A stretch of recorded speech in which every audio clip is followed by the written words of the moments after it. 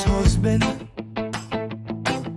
Hindi ka na nagsuporta sa ating mga anak ng 3 buwan. Kapal ang face mo, puro alak lang. Babae mo'y kaliwat kanan. Natutulog ka ba o nagbulag-bulagan lang? Ang hirap ng kadama, kung alam mo lang kahit malinis na ang kapaligiran, nililinis ko pa. Dagdag pang kuskus ko sa kubita.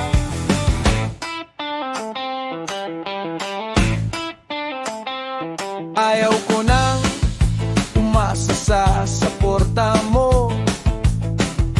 Wala ka namang kwenta, puro ka lang bisyo. Naka-move on na ako, focus na lang sa trabaho.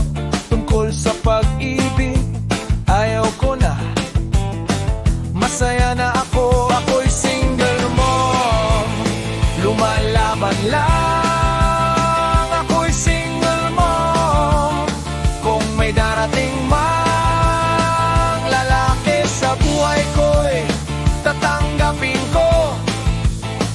Pero ayaw ko nang magsaseryoso. Ako'y single mo, kayang-kaya ko yan. Ako'y single mo.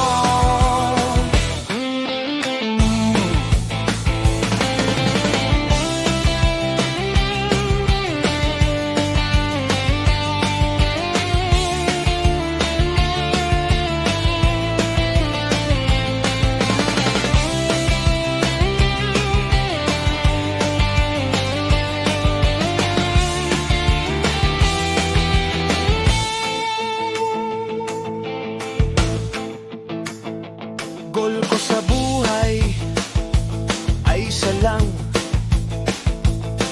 mapatapos ko lang. Mga anak ko, masaya na ako para sa future nila.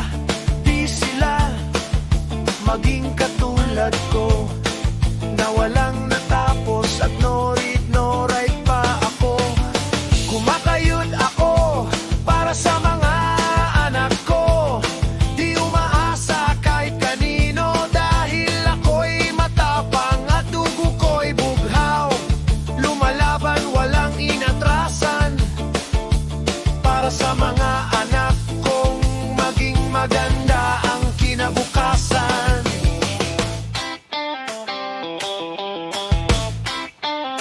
Ako'y single